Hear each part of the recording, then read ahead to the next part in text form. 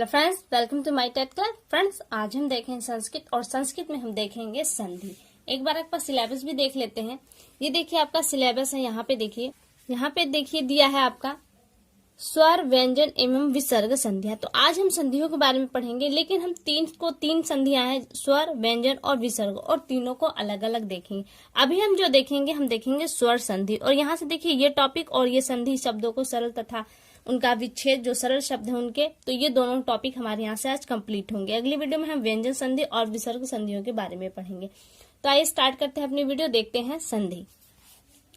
संधि क्या है फ्रेंड्स? देखिए, दो वर्णों के अति निकटता के कारण उनके मेल से जो विकार होता है उसे संधि कहते हैं।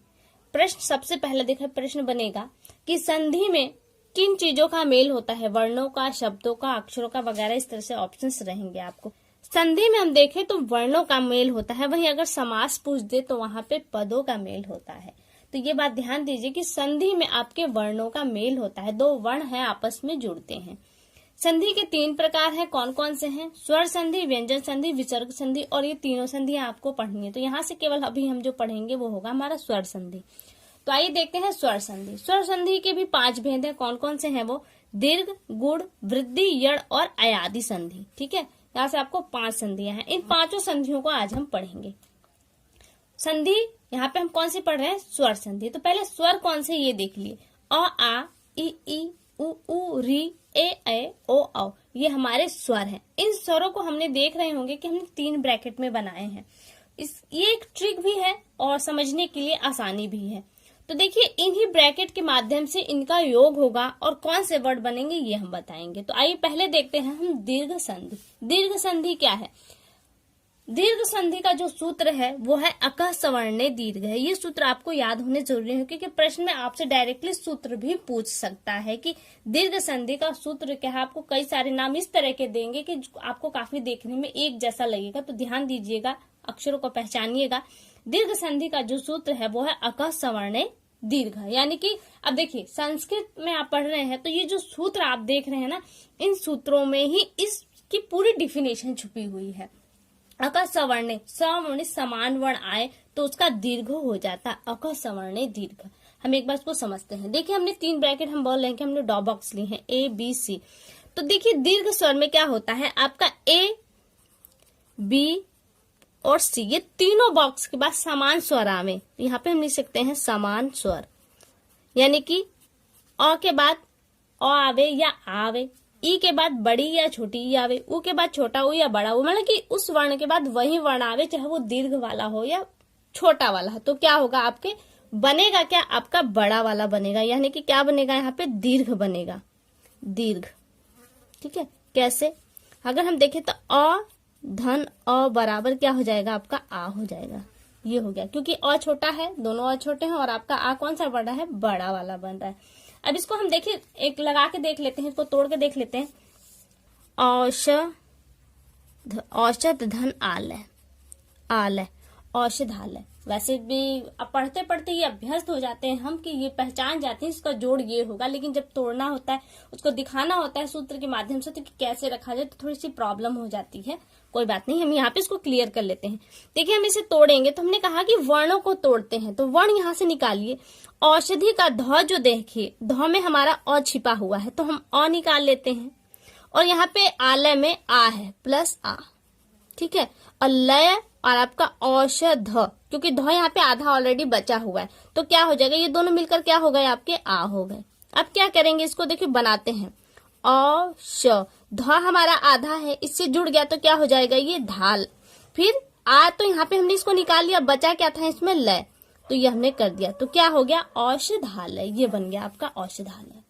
ठीक है, अब दूसरा देख लेते हैं। एक और हम लेते हैं विद्याधन अर्थी, विद्या धन अर्थी। ठीक है, अब देखिए क्या करेंगे। यहाँ पे विद्या, द्या का क्या है? हमारे पास आ है, हमने आ ले लिया, प्लस अर्थी का अ, दोनों मिलाकर क्या हो गए? आपका आ बन गए। क्योंकि बड़ा बनना है, दीर्घ बनना है, तो दीर्घ बन जाएगा आपका।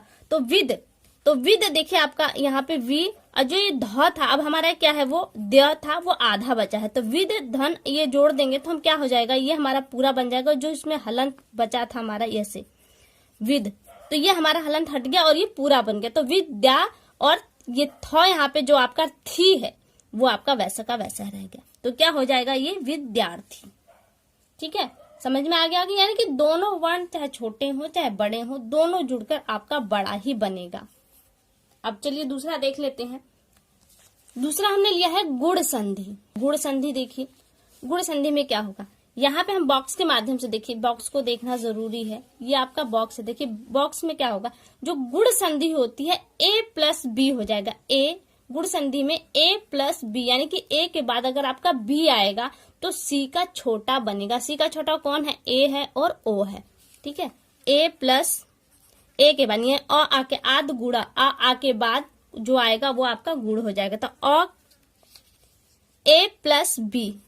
ठीक है, ए के बाद अगर आपका बी आता है तो क्या बनेगा, सी का छोटा।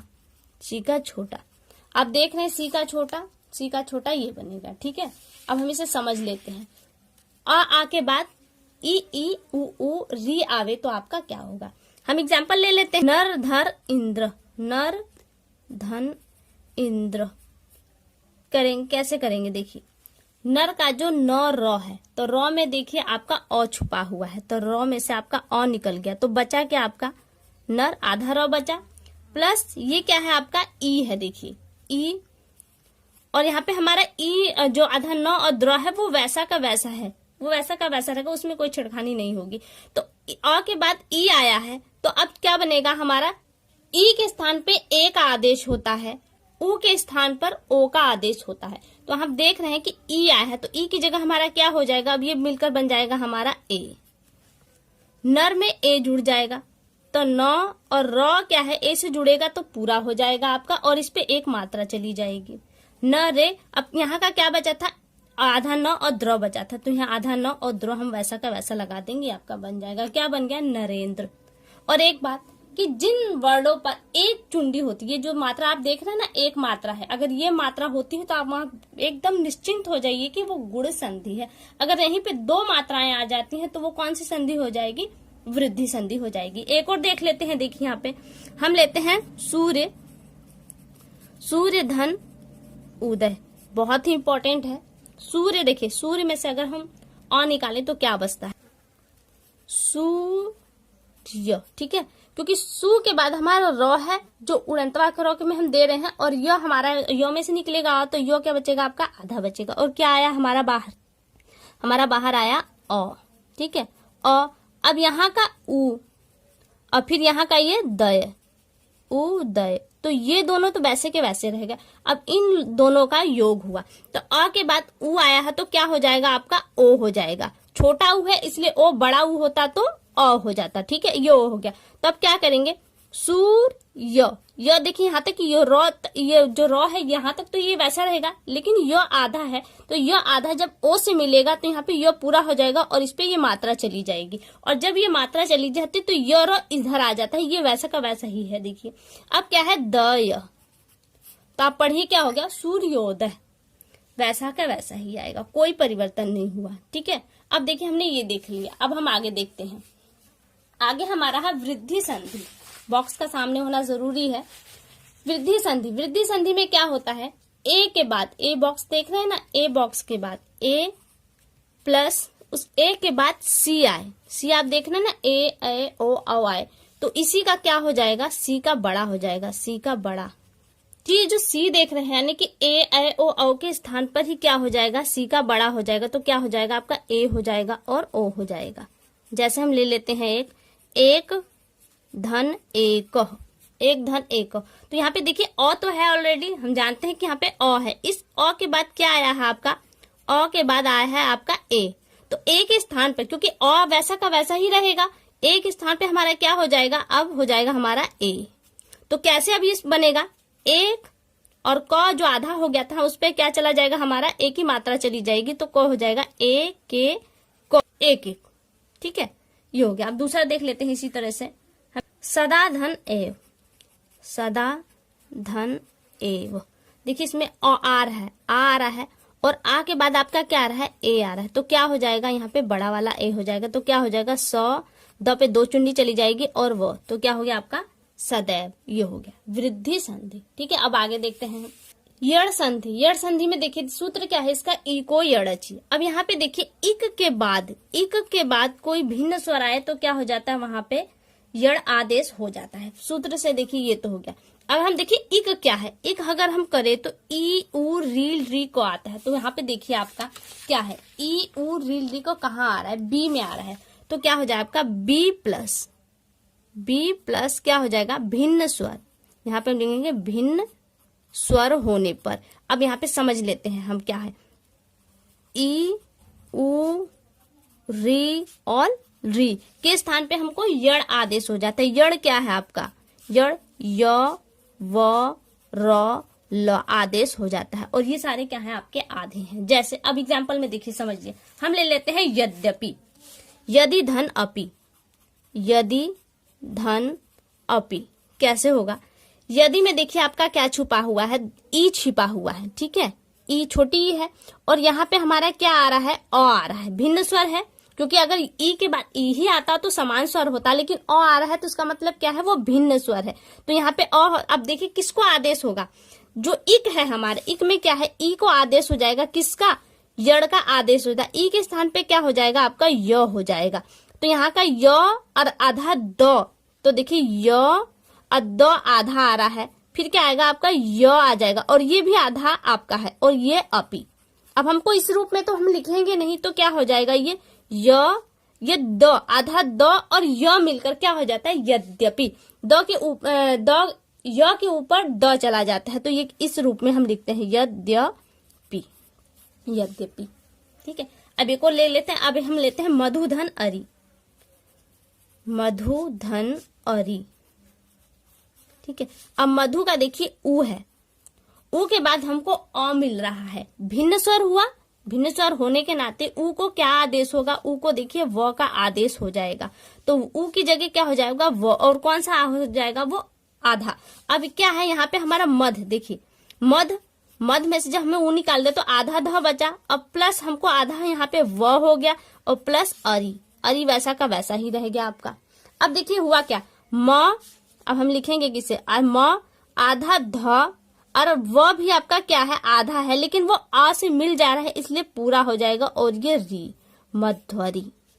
ठीक है, समझ में आया, उम्मीद करती हूँ समझ में आया होगा कि मध्वरी। हम क्या करेंगे, बस इक का यड़, यानी कि इक आने पर इक के बाद कोई भिन्न स्वर हो तो उसके स्थान पे यड़ आदेश हो जाएगा। ये तो आपको याद करना पड़ेगा। लास्ट देखिए हमारा अयादि संधि। सूत्र देखिए एचो यवायाव, एच, यहाँ से देखे सूत्र के हिसाब से चले तो एच क्या है आपका, ए औ क्या है आपके एच है, और इसके जगह पे क्या आदेश होगा, इसे अय, और ये इसमें से अ निकला और ये व, तो क्या हो गया, ये अव, फिर इसका आ, क्योंकि यहाँ पे आगे मात्रा देख रहे हैं, इसका आ और इसका अ, क्या हो गया आपका आय, ये हो गया आपका आय, और यहाँ का आ और यहाँ का वो, ठीक है, क्या हो गया आपका आव, आदेश हो जाता है। यानी कि एच के बाद कोई भिन्न स्वर आए, यानी कि यही स्वर ना आकर कोई भिन्न स्वर आए तो उसके स्थान पे, किसके, एच के स्थान पे अय आव आय आव का आदेश हो जाता है। हम एक शब्द लेते हैं न धन अनम। यहां से तो क्लियर हो जा रहा है कि क्या होगा, नयनम होगा। कैसे होगा देख लेते हैं। न हम अलग कर देंगे, न आधा बचेगा, और यहां से क्या निकला हमारा, ए निकला। कौन सा, छोटा ए निकला। अब देखिए ये ने, ए के बाद क्या आ रहा है हमारा, भिन्न स्वर आ रहा है। तो भिन्न स्वर आने पर ए को क्या आदेश होता है, अय आदेश होता है। तो ए का क्या हो जाएगा, अय। ठीक है, बाकी नम हमारा वैसा का वैसा रहेगा, अनम। अब न में हम अ जोड़ेंगे तो क्या होगा, ये पूरा न हो जाएगा। य आधा है, इस अ से मिलेगा तो ये पूरा हो जाएगा, और नम आपका वैसा का वैसा रहेगा। तो क्या हो गया आपका, नयनम। एक और देख लेते हैं, से धन अनम, अनम। तो स में क्या है आपका, ए है। स हम हटाएंगे तो ये आधा हो जाएगा, और ये क्या हो जाएगा, ए। ए को क्या आदेश होगा, वही आदेश होगा, अय का आदेश हो जाएगा, अय। और अनम आपका वैसा का वैसा रहेगा। तो क्या हो जाए, सौ से ये अ मिलेगा तो क्या होगा, ये पूरा सौ हो जाएगा, और इस य से अ मिलेगा तो ये पूरा हो जाएगा, और नम आपका वैसा का वैसा हो जाएगा। तो ये क्या हो गया, सयनम। तो फ्रेंड्स यहाँ से देखिए आपके पांचों जो स्वर संधि के पांचों भेद है वो क्लियर हो गए। आपको कैसी लगी वीडियो एक बार हमको कमेंट करके जरूर बताएं। अगली वीडियो में आपसे फिर मुलाकात होगी, तब तक के लिए नमस्कार।